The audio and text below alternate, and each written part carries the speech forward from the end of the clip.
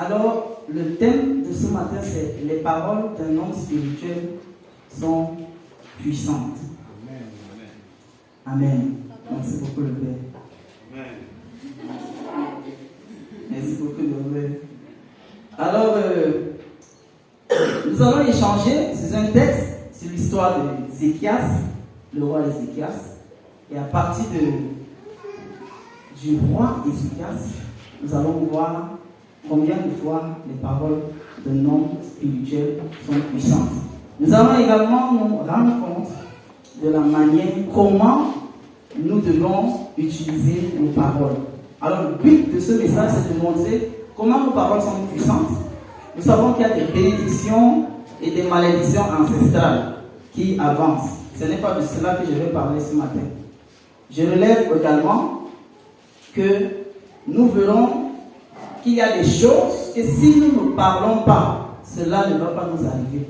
Et si nous parlons, cela va nous arriver. Et à la fin de ce message, cela nous permettra donc de bien utiliser nos paroles devant les circonstances de la vie. Amen. Dis à ton voisin, voisin, est-ce que tu sais que tes paroles sont puissantes? Voilà. Alors, pour honorer la parole du Seigneur, je vais vous demander de vous tenir debout. Nous allons lire 23 versets du chapitre 32 du deuxième livre de Chroniques. Alors, les paroles, nous savons tous que il y a des situations dans lesquelles, lorsque nous nous retrouvons, nous avons l'habitude de dire, ah bon, c'est bien arrivé, hein. En faisant dire Allah, ça dit, bon, c'est Dieu qui a voulu que ça m'arrive comme ça. Bon, si je traverse ce que je traverse, c'est à cause du Seigneur. Avant d'avancer, je fais un petit topo sur Ézéchias. Ézéchias, c'est qui? Ézéchias, c'est l'enfant du roi impie Akaz, le mauvais des rois. C'est l'enfant qui succède au mauvais roi impie Akaz. Akaz qui a, entre guillemets, institutionnalisé le culte païen dans le temple du Seigneur. Et c'est un roi qui a marché selon les traces du Seigneur. On le compte parmi les rois pieux d'Israël. Il a suivi son ancêtre David. Donc il n'a pas marché selon son père direct. Akab, mauvais roi, on se rappelle de l'histoire Jézabel et tout. Mais il a marché selon les voies de David. J'annonce déjà une bonne nouvelle. Moi, je ne sais pas ton quartier, ta maison ou ta famille. Tu peux sortir d'une famille de prostituées où là-bas, on ne se marie pas. Ah, comme peut-être Akab, je l'ai dit, Ézéchias qui sortait d'une mauvaise famille. Mais regarde l'attitude d'Ézéchias. Il a refusé de se comporter comme dans la famille avec laquelle il est né, du moins. Il a refusé. Donc toi également, tu peux également refuser de reproduire l'attitude ou bien le mauvais lien qu'il y a dans ta famille. Si tu t'adresses, comme lui il s'est adressé du côté de son aïeux David, nous et toi et moi, tu peux aussi t'adresser du côté de Jésus dans sa parole. Amen. Ça ne fait pas un sujet de louange. Hein? Du lever du soleil jusqu'à son couchant, que ton nom soit élevé.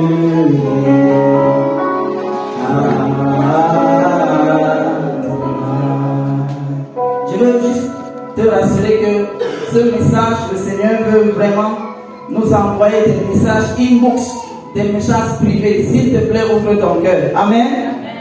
Alors, j'ai également cette parole à l'endroit de quelqu'un où le Seigneur dit, je ne veux pas que tu te fous le doigt dans l'œil. Je transfère ça avec mes français.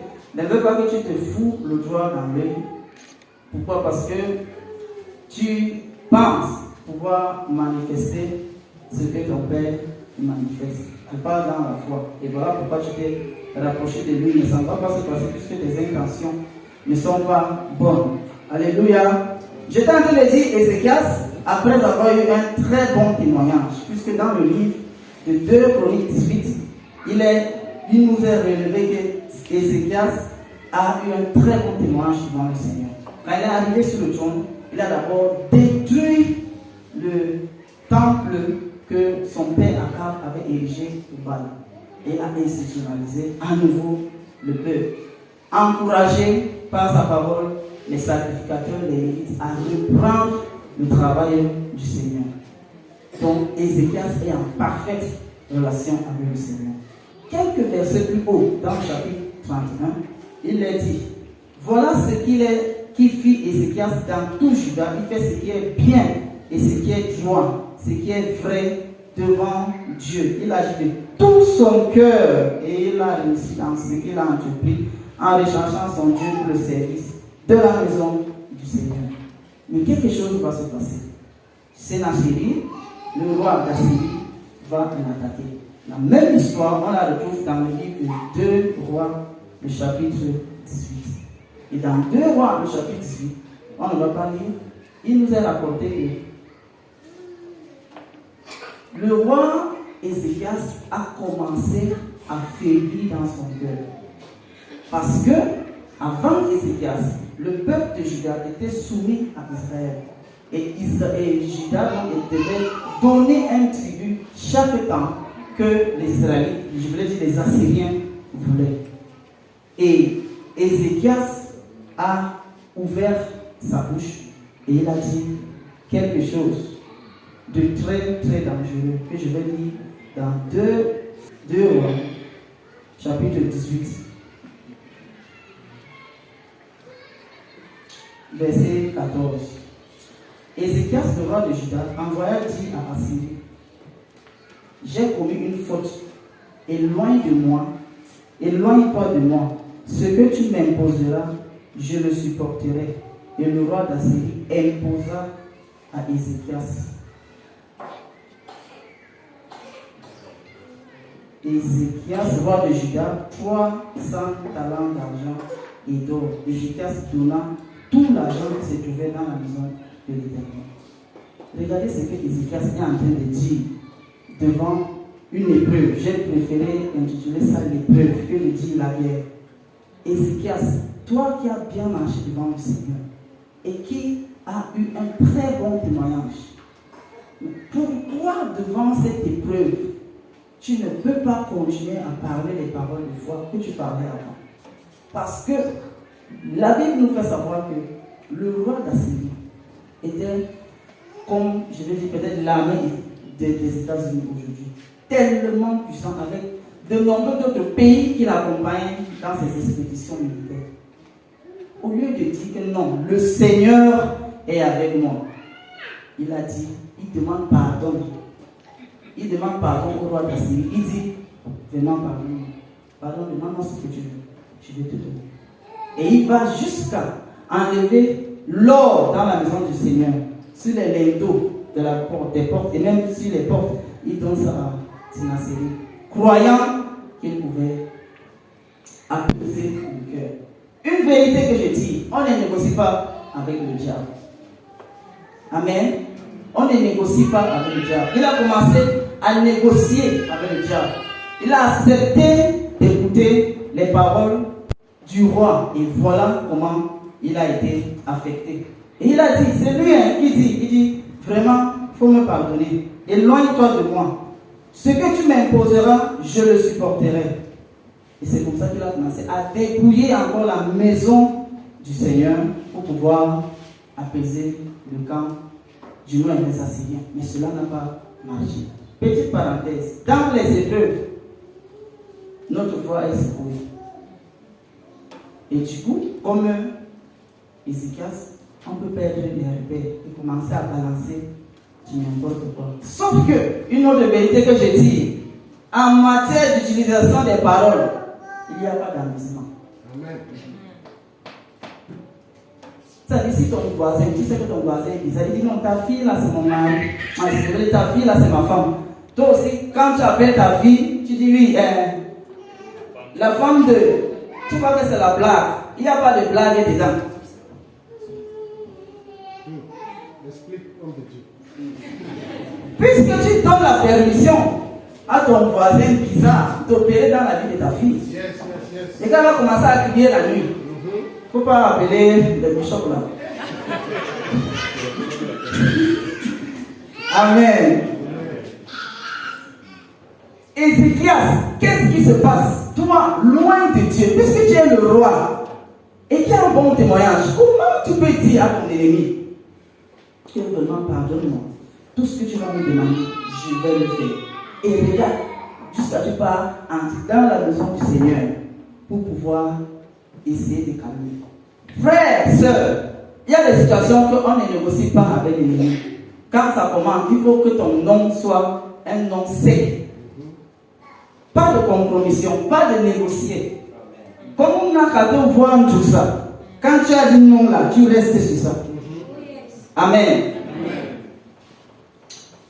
Je vais parler, ça vient là, ça vient en français, mais je dois dire ça en foufoulde. Il me dit, alors, Multura, Yawa Uruma, il me Samuel. Attends, mais toi, il y a tout à Mayana. Alors, il y a Tibani. Donc, ça dit, je dois dire ça en foufoulde. C'est pour foufoulde. Donc, je ne sais pas si j'ai bien prononcé. Voilà. Pourquoi tu as peur d'aller au village? Puisque tu as dit que si tu pars, quelque chose de mal va t'arriver. C'est parce que tu as dit ça que ça t'arrive. Mais aujourd'hui, il faut que tu changes de dire ça. Sauf que je devais dire ça en foulé.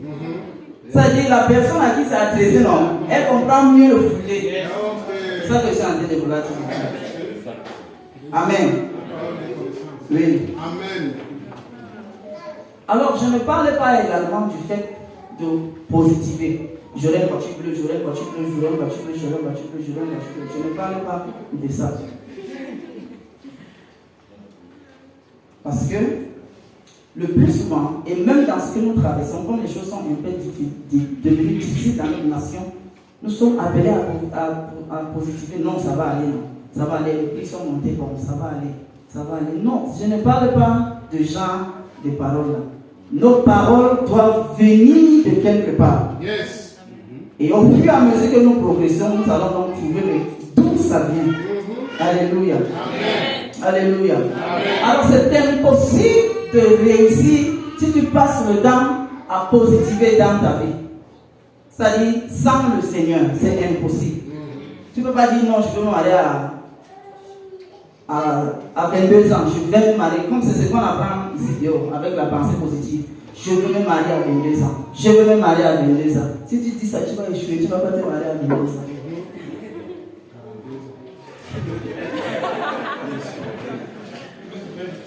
Alléluia. Donc si tu es positif dans l'illusion, tu vivras davantage dans les trous. Amen. Alors, comme Ézéchias également, il peut nous arriver de pouvoir avancer des paroles que nous ne devions pas faire, que nous ne devions pas dire, soit par complaisance, je vous ai parlé de l'histoire du voisinage, hein, soit comme la parole ça dit ça à quelqu'un là, ça dit tu as déjà peur, non, et dès que tu dis là, le diable, les démons prennent ça pour pouvoir travailler. Si ça nous est déjà arrivé, il y a une très bonne nouvelle dans la suite du message, parce que Ézéchias a corrigé cela. Et c'est le livre de 2 Chroniques donc qui nous fait savoir que Ézéchias a corrigé cela. Regardez ce qu'il a dit, Josué, dans le verset 7, le verset 8.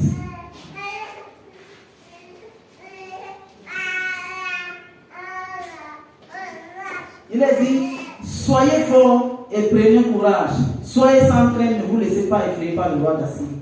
Pourquoi il est en train de leur dire cela? C'est dans 2 Rois, le chapitre 18, que nous découvrons que lorsque Sennacherib a envoyé ces 3 émissaires pour parler au peuple d'Israël, ils étaient en train de parler en araméen. Et il y a parmi les émissaires du roi de Juda quelqu'un qui a dit, s'il te plaît, ne nous parle pas en langue juive. Continue de nous parler sur la langue là. Puisque c'était la langue des intellectuels, des dignitaires. Donc quand ils sont en train d'envoyer les menaces au peuple d'Israël, c'est seulement les dignitaires du roi Ézéchias qui écoutent. Voilà pourquoi il a dit, s'il te plaît, parlez-nous seulement dans ce langage. Mais les envoyés de Sennacherib ont dit, niet, on va parler dans la langue populaire. Ils se sont mis à parler dans la langue populaire. Pourquoi ils se sont mis à parler dans la langue populaire? Alléluia. Pour effrayer, pour atteindre. Et on sait d'où ils viennent. C'est un roi païen, donc il fait les incantations. Donc il y a les paroles quand tu vas écouter là. Ça t'affecte. Mais nous, le spirituel que nous développons aujourd'hui, c'est le spirituel de Dieu. C'est que nous avons mis 2 semaines avant que ce soit spirituel.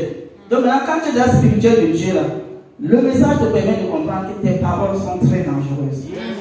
Voilà pourquoi il dit, soyez forts, fortifiez-vous et soyez forts. Fortifiez-vous, soyez forts. Prenez courage. C'est-à-dire, être fort, c'est d'abord sur ce qu'il va leur dire. Prendre le courage, parce que le courage, c'est quoi? C'est le fait d'agir même si tu as peur. Il dit, soyez forts. Et la suite du verset, je voulais dire la suite du chapitre nous fait savoir que le roi assyrien a dit que qui est Ézéchias. Il a commencé à dire qu'Ézéchias peut compter sur qui. Il compte sur qui. Est-ce qu'il va réussir dans ce qu'il est en train de faire? Or, nous nous rendons compte que c'est seulement le mensonge qu'il était en train de dire. Quand il dit parmi les dieux de cette nation de mes pères, qui peut vous délivrer de ma main? Même votre Dieu éternel. Qui peut vous délivrer? Il est vraiment en train de mentir. Il dit, même Ézéchias va vous faire mourir d'eau. Et pourtant, plus haut, on fait savoir que Ézéchias a sécurisé l'eau. Mais lui, il vient vous dire que vous allez mourir de soif. Vous voyez comment quand tu laisses tes oreilles à la merci de l'ennemi, et ça va donc commencer à affecter le peuple de Dieu. Voilà pourquoi il peut revenir avec beaucoup de force et dire, soyez forts et prenez courage. Soyez forts et prenez courage. Fortifiez-vous. Ne les craignez point et ne soyez point effrayés devant le roi d'Assyrie, ni devant toute la multitude qui est avec lui. Pourquoi? Car nous avons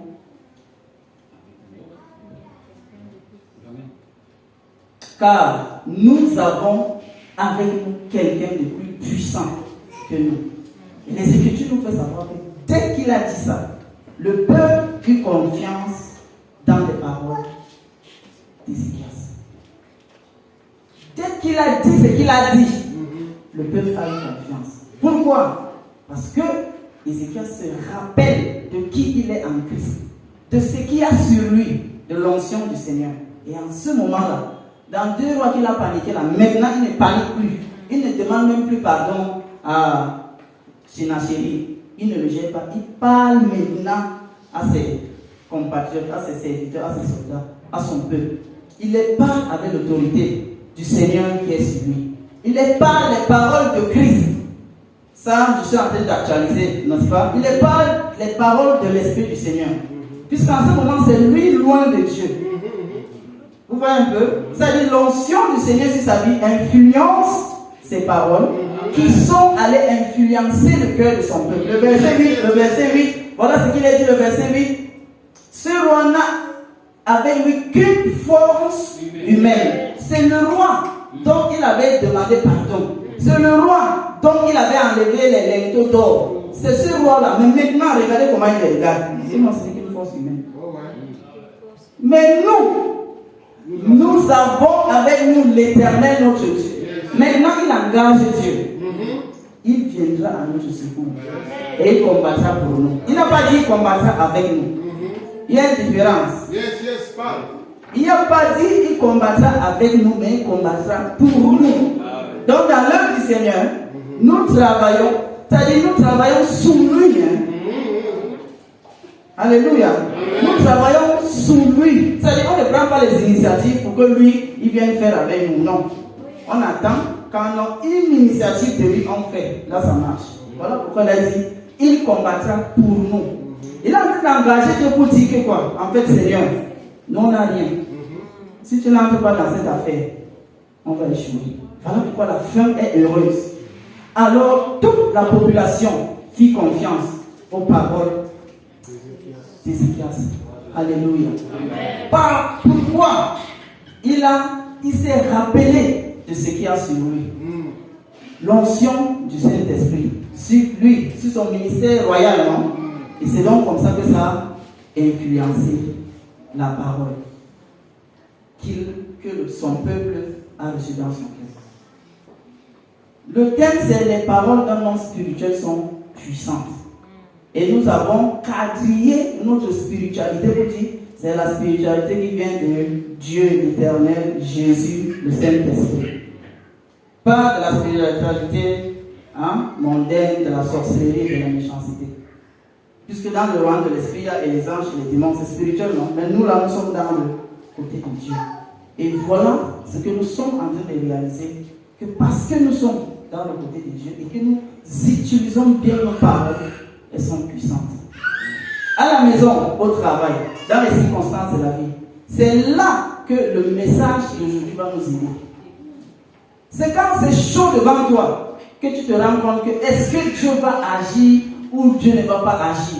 Est-ce que je vais réussir ou je ne vais pas réussir? En ce moment-là, les paroles qui sortent de ta bouche, frères et sœurs, c'est soit ça t'élève, soit ça te rabaisse.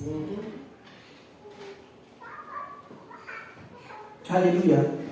La bonne nouvelle, c'est que nous savons tristement que les malédictions des sorciers, des marabouts, ça marche. C'est triste, il ne faut pas refuser ça marche. Puisque le diable existe, non? Pourquoi avoir le chat chaque jour? C'est parce que ça marche. Mais la bonne nouvelle, c'est que nos paroles, my God, sont imbibées de la puissance qui planait lorsque la terre était informe et vide. Nos paroles sont puissantes par la vertu du Saint-Esprit. Mais nous devons d'abord être remplis de lui. Voilà pourquoi on dit d'un homme spirituel.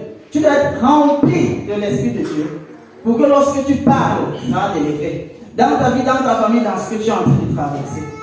Lorsque tu seras au bout de tout ce que tu pouvais donner, comme Ézéchias.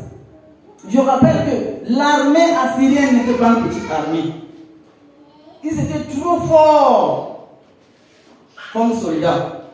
Ézéchias n'avait rien d'autre que de commencer à parler les paroles du Seigneur sur la vie de son peuple. C'est ce qu'il a commencé à faire.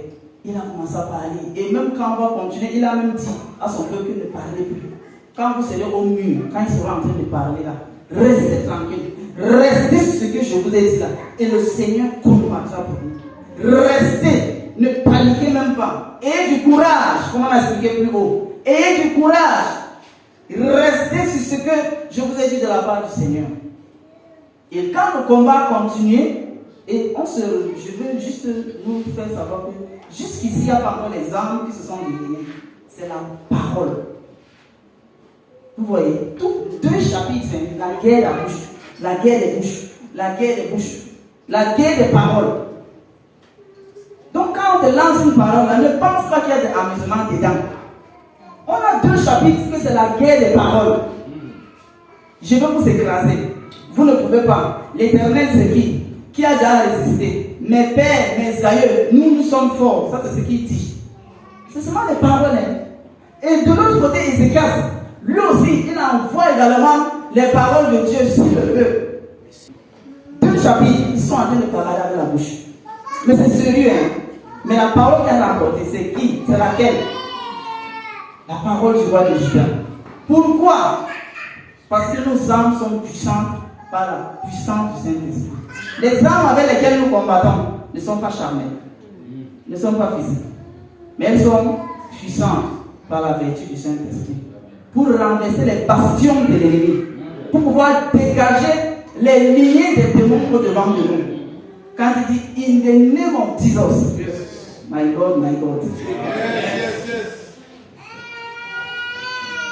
Alléluia. Nos paroles sont puissantes. Ce message s'adresse à quelqu'un qui a le Seigneur Jésus dans sa vie et qui décide d'être spirituel 2 semaines avant. Alléluia. Amen. On a déjà dit comment, ce qu'il faut faire pour être spirituel. Quand tu es déjà dedans, le message te dit que fais attention à ce que tu parles. Yes. Et que pour appliquer dans ce message, il faut que le choc arrive. Sinon, tu ne vas pas appliquer le message. Et 2 semaines avant, on a dit que les chocs vont venir, vrai ou faux. Dieu maintenant te donne l'astuce. Alléluia. Ça ne mérite pas un sujet de louange. Glorifié, glorifié ton nom, que ma vie soit remplie de ta gloire. Dis-le une dernière fois. Glorifié, glorifié ton nom, que ma vie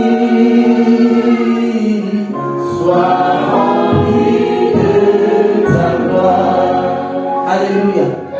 Nos vies sont remplies de la gloire de Dieu par la présence de l'Esprit de Dieu. Et ça nous rend des hommes spirituels. Et nous utilisons nos paroles pour pouvoir rétablir le règne de Dieu dans nos familles. Amen. Si tu as une famille normale, ce qui est dit là, ça ne va pas t'aider. Si tu as une naissance dans la vie, ce qu'on est en train de dire là, ça ne va pas t'aider. Ça s'adresse aux personnes qui ont le choc de la vie et qui auront le choc de la vie. Tic, tic, tic, tic. La guerre des paroles. Non, il y a flambé depuis au marché, je ne peux pas m'en sortir. Non, le panier de la ménagère est difficile. Non, le carburant a monté. Ça, c'est le genre de message qu'il nous faut. Si tu utilises ça bien, mon frère, ce n'est pas la première fois que la vie est dure. En Israël, la vie était dure quand on mangeait les enfants. Est-ce qu'ils ne se sont pas en sortis? Oui, encore. Si l'homme qui les a appelés à sortir habite en nous, tu parles quoi? Qui t'a donné la permission de parler comme les gens du dehors? Il faut les laisser parler ce qu'ils veulent parler. Nous avons la possibilité de changer les circonstances. Yes, à cause de qui? L'Éternel combattra pour nous. Est-ce que tu peux le dire à toi-même? L'Éternel combattra pour moi. Amen.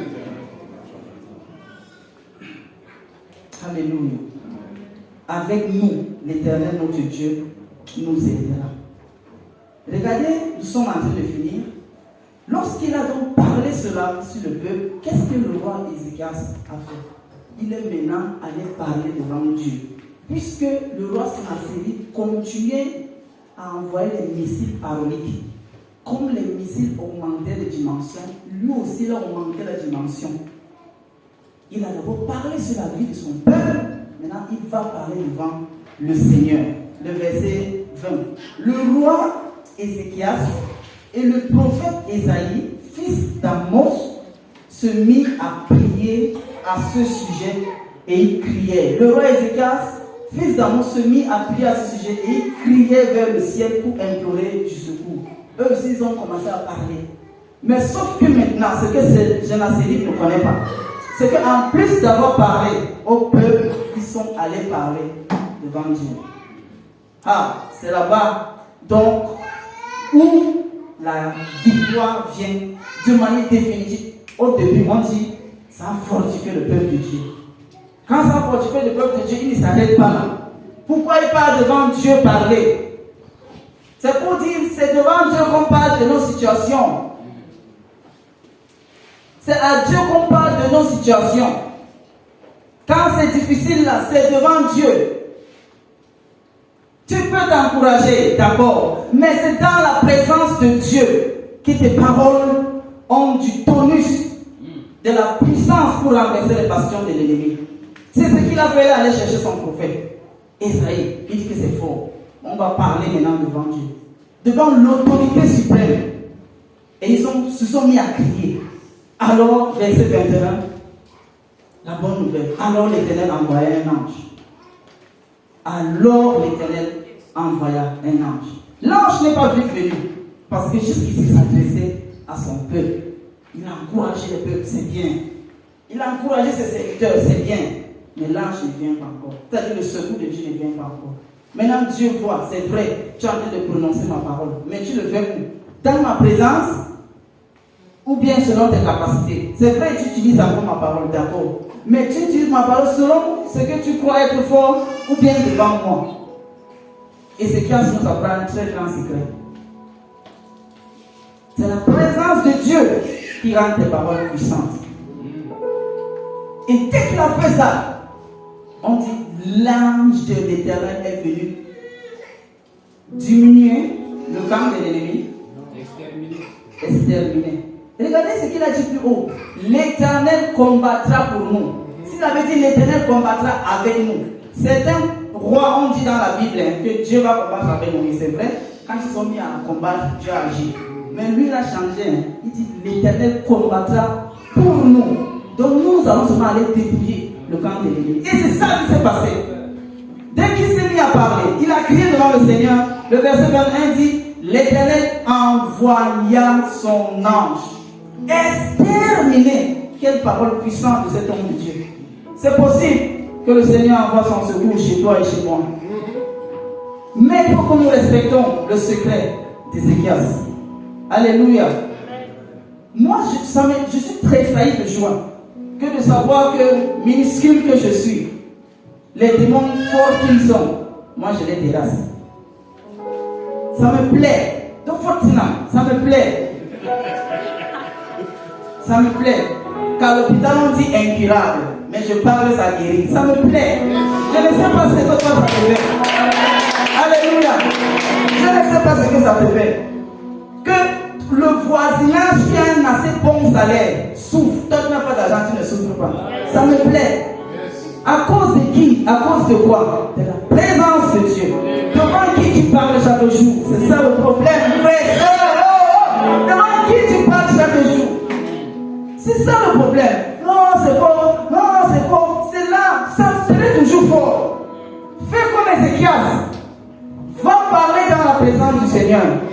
Et tu sortiras victorieux. Alors les défis sont grands pour nous. Et le Seigneur envoie cette parole à toi et à moi, ma soeur, mon frère. Si on met en pratique, ça marche. Ce n'est pas ma parole, c'est sa parole. Quand le danger s'accroît, il s'en va désormais vers le Seigneur Dieu.